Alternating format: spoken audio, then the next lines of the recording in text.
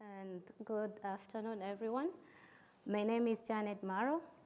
I'm from Tanzania, born in Kilimanjaro, living and working in Morogoro. And this picture here is a picture from my mother's farm in Kilimanjaro. And this farm it's a very old farm. I was born 30 years ago, found this farm, it fed me. I ate from this land, I went to school and got all the necessary needs for all the 8 of us from this land. And it was started by my great-grandparents. So as we speak, this land is very intact. The trees that were on this land, like how you see one of these trees here. So the picture might not be so sharp, but this tree is a giant, huge Albizia lebec tree. And just a bit about what plants are growing on this land. There is coffee trees inside. There is banana trees. There's banana plants. There are yams inside. There are air potatoes climbing up on some of the trees. There are tree tomatoes. There are pawpaws. There are yams. And from time to time, we do plant beans inside on this small piece of land. Anytime in the year you go on this land, you will find something to pick up, something to eat. And that's why I would say we never really went hungry growing up in the village and being fed by this farm. So fast forward to maybe 20 years later, going to university to get my university education. Thank God I got trained on agriculture. And what struck me was the area where my university was. This area is in Morogoro, and the university is just down on the foots of the Uluguru Mountains. Always looking up on the mountains, you saw how naked the mountains seem to be. And this place is on the mountains. It's on the foots of Mount Kilimanjaro. So it struck me, imagine you living and growing up in such a place with all this biodiversity, and then being in another part of the country and seeing a total opposite. So I thought, wow, I think I can do something here with the people in Morogoro, because if it's just farming for 4 months in the year when it's raining and planting only maize, and then after 4 months, there is nothing else taking place on the land, and then children are not going to school, they cannot afford to pay for some basic needs. This situation has a potential to change, and I can use my knowledge from the education I'm getting at the university, but also from the experience and what I have observed in my parents' farm. So in 2009, together with my husband, we started the Garden of Solidarity project. And with the Garden of Solidarity project, later on in 2011, we put up Sustainable Agriculture Tanzania. So now I will talk about Sustainable Agriculture Tanzania and the work we do and how we have evolved over the years using the knowledge and experience also from farmers in Morogoro and looking at the seed systems, the biomass and the abundant natural resources and trees and plants we have to be able to produce something meaningful out of the land and to have better nutrition, more yield from the land, and good livelihood for all. So the challenges that agriculture faces in Tanzania, and also this context, I will touch a bit also the context of Ethiopia and Kenya, Burundi, Rwanda, and Uganda, where at least I have had the honor of being able to work with organizations or to support organizations who are now working on having such a model implemented in these countries as well. So we have the issues of pests, diseases, pests on crops. These are the insects that might be harmful on the plants and make destruction. Then diseases, weak plants get sick, and then capital, this is the financial resources to be able to make, to be able to invest or to be able to afford paying for something. Then the issue of water. most of agriculture in Africa still depends on rain-fed or on the rain, and also the facilities to be able to harvest water, to store water for future use are not, they're expensive and not really easily available for most farmers. Then there is the inaccessibility of agricultural inputs. So this challenge, several of us maybe try to solve this challenge by several means. So my mean, or the approach that we use at SAT is on being able to produce the inputs on farm and not having to rely on external inputs that have to travel and be imported from, I don't know, wherever in the world that are produced using a lot of energy. We focus on inputs that are produced on the land. Then the shortage of labor. This is often painted up, and you read about it in many literature or many writings about the challenges facing agriculture. But again, honestly, we have so many people to work on the land in Africa. Then there's the use of hand hoe. This is often painted as another challenge. The hand hoe that we use in agriculture, like we see on the pictures, is a challenge. But maybe it might be a challenge, but if farmers, for example, on the slopes of the Uluguru Mountains, they're quite limited with opportunities for plowing the fields apart from using the hand hoe. So the option of using machines or tractors are not applicable in this context. Then the low levels of soil fertility. So again, our approach, we build up the soil, we feed the soil, and we make the soil healthy. We don't provide immediate nutrition for a plant, but we take care of the soil as a whole. And these are some of the challenges. And then, so first maybe a bit about SAT.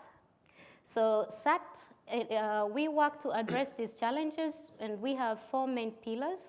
So we have the pillar of dissemination, where we disseminate the knowledge which we have acquired over the years from farmers we work with, also from our experiences and from successful examples from other parts of the world, and using resources that are available, for example, from the Infonet BioVision platform, which we started using back in 2009.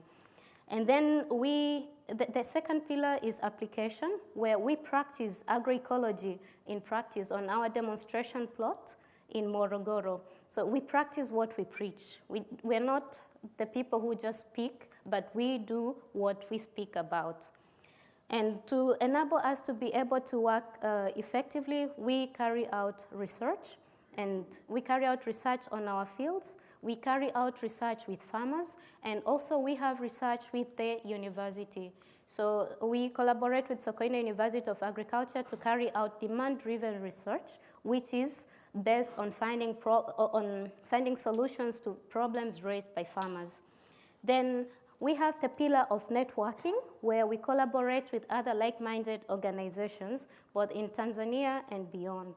And we have a cross-cutting pillar, which is fairly new, which is the financial inclusion pillar, which for all farmers we work with, which we have the cross-cutting pillar of financial inclusion, where farmers save together within the groups and get loans to be able to invest in economic activities, but also the social funds to support in case one has an emergency and needs financial resources.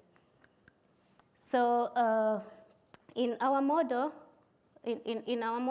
which I will show some pictures a bit later, but the impact of the work we do by building up the soil using compost and using liquid fertilizers for top dressing on plants, and using botanical extracts to protect crops against pest and disease attack, where we enhance the beneficial insects in the fields, and as a result we build a very healthy ecosystem on the farm, results into increased income, a reduction in slashing and burning, which was a serious issue back in 2009 on the Uluguru Mountains. We always had cases of fires breaking up on the mountain, but this has reduced by 95% as a result of agroecology and farmers utilizing this material that they would have otherwise burnt to make compost.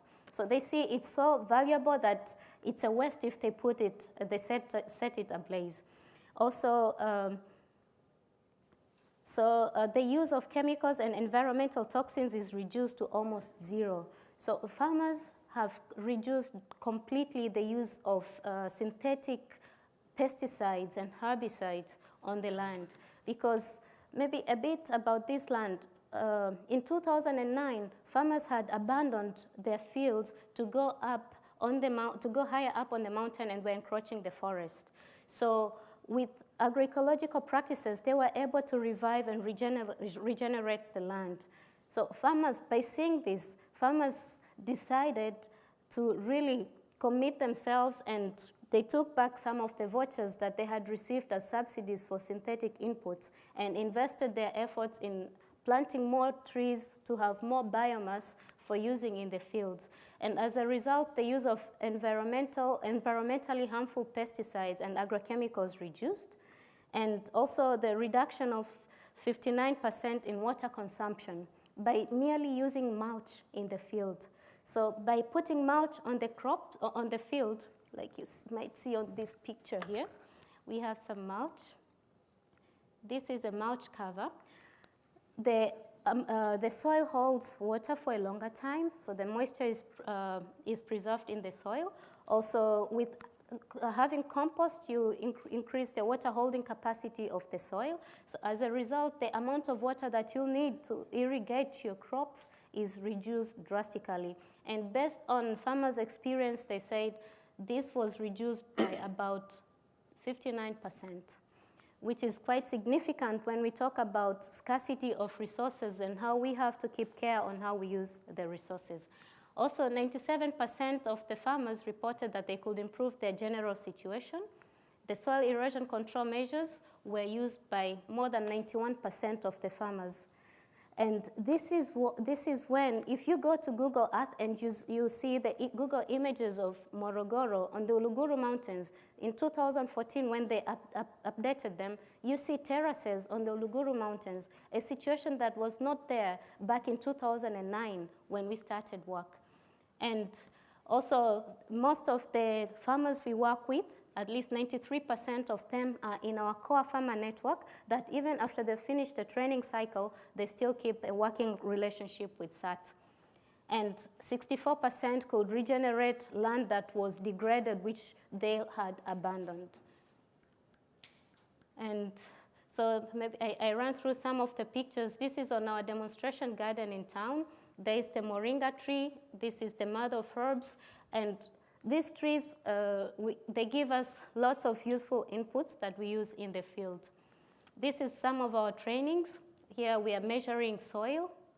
So it's important for one to know what soil they have and how they can, so they can work out ways on how they can improve the soil.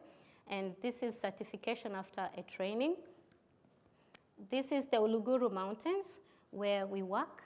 And this is an example of a field that was left idle for some years, and we were able to revive it. And as a result, it made us very famous. And this is from our farm, some tomatoes in a greenhouse. This is from the agriculture exhibition. We organize and participate in Morogoro, so we have school children. Also, we work with the young generation of children, so they learn from a young age conservation, agroecology, and where their food comes from, and that they don't see agriculture as a punishment. This is one of the farmers we work with on her farm, and you can see the very well mulched crops and the intercropping with onions for repelling insect pests on her Chinese cabbage. And again, some of the products brought to town by farmers. This is a compost pile, and we made several research on compost, so we could determine at least a compost. We have so many different ways of making compost, but as a way to really find better recommendations, we made several trials and measured the amount of carbon dioxide the compost produces in the process of it being made and other gases, so we can really recommend which compost is best. Some chicken, and we use animal droppings a lot. we don't really have significant factory farming in Tanzania.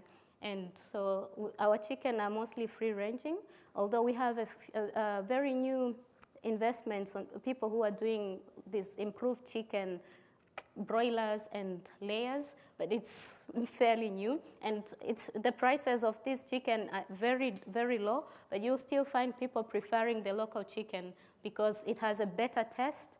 Of course, it's easier to keep, it's more resistant to diseases, and yes, it's our chicken. Yeah, this is the farmers presenting their research problems at the university, so researchers can do research to address these problems. And this is a researcher who did research, and he's presenting the research to farmers of the cabbages he was producing using botanical extracts, so farmers can also go and apply at home. This was another research with different kinds of inoculations and their impact on nodulation on legumes. A compost pile in our vegetable garden in town. Yes, the rest, there's a few pictures, and thank you for your attention.